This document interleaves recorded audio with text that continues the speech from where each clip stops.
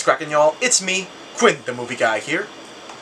Gaming, a true revolutionary technique in the art of virgin jitsu, and if anything, the most feared according to the Book of Todd, which clearly states, and I quote, "Every gamer who is willfully unsuccessful in abstaining from a sexually active relationship is to be sentenced under exile."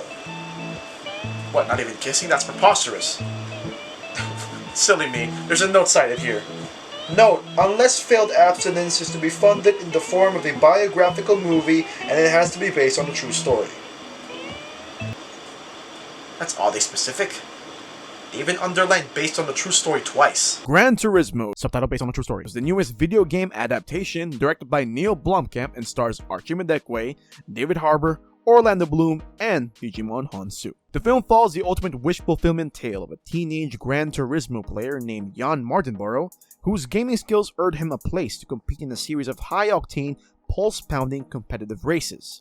The only difference being that he gets to be behind the wheel himself. These days, I am not really that judgmental towards the video game movie genre because I had a feeling that the general public would eventually stray further and further away from doubting the potential of these games being translated onto the big screen. We've been down this road before, and I think I just made an unintentional racing pun right there. We've been down this road before, and I truly believe that it's high time that we just let the filmmakers do the work, and maybe, just maybe, we'll leave the theater quite satisfied, whether it lived up to our expectations or not. So when I heard that a Gran Turismo movie was in production, I was like, hey, fuck it, why not? To couple that along with the fact that Neil Blomkamp will be taking charge for the entire movie, and based on past viewing experiences from his movies, I gotta be honest, it got me on the fence quite a bit. Because the guy has mostly dealt with films that were not the typical run-of-the-mill product placements in disguise, so to see him handle a movie as big as Gran Turismo, it definitely got me skeptical. But surprisingly, after walking out of Gran Turismo, subtitle based on a true story, it really helped me reevaluate all my thoughts in regards to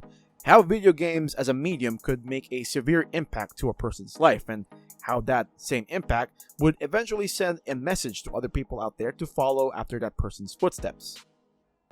Except for Call of Duty players, they're a whole different breed. Go and fuck yourself. Go and fucking crawl in a dirty, dank little hole where you fucking come from, you dirty, dragon-eating little fucking spastic. The movie was heavily marketed as a true story, to the point where they felt the need to include based on a true story right next to the film's main title. Now, I'm not sure if this is a marketing ploy, but maybe it's just the fact that they want to advertise this movie to not only longtime fans of the racing sim, but also to people who take heavy interest in dramatized biographical films. There's no denying that walking into this movie, I was expecting a bombardment of Sony and PlayStation product placements. And as expected, there's a lot of that shit here in Gran Turismo. In terms of my history with racing games in general, I would always remember playing through countless hours of the very first Forza Horizon game on my Xbox 360. And keep in mind that I had no clue what an Xbox Live membership was at the time, so I was limited to playing through the game's main campaign with a local connection. Racing games always served as more of the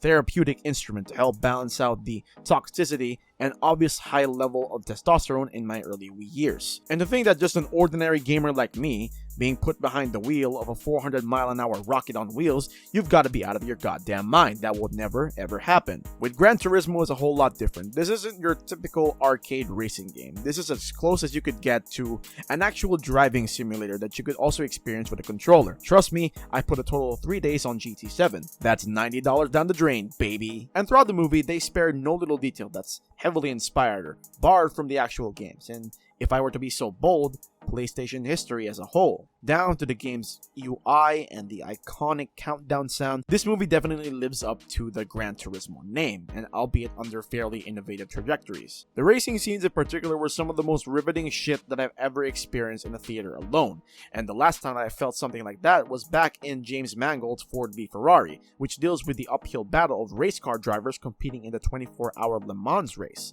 to which this movie also tackles towards the end.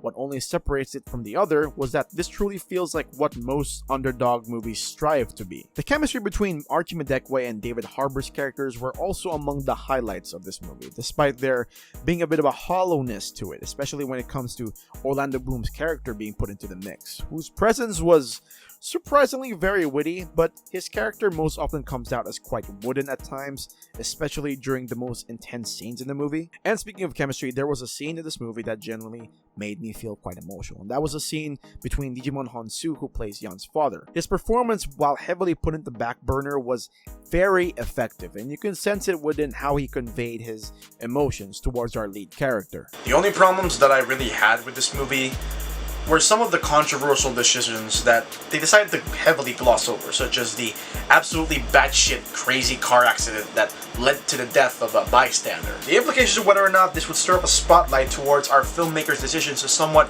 twist that tragedy in order to plaster it as a motivating scheme for our main character to push on through and make it to the finish line. Yeah. I don't think that's the way to go about things, especially when it comes to people's lives being put into imminent danger, and worse, cut short. Anyways, I don't want to get too on the nose about this.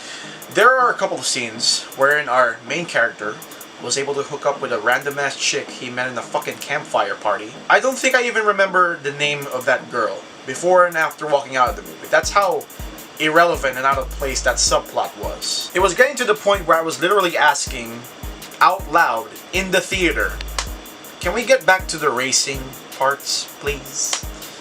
We're riding cars, not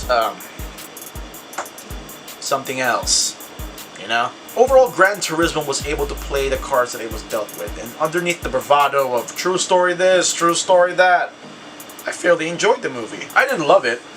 I certainly didn't hate it. But you can bet your ass that I was on the edge of my seat all throughout the ride. Alright, now that we got to see what it takes to be a gamer turned racer, I hope some point later down the line that we get to see how an ordinary sweaty nerd at Call of Duty manages their way through an actual war zone.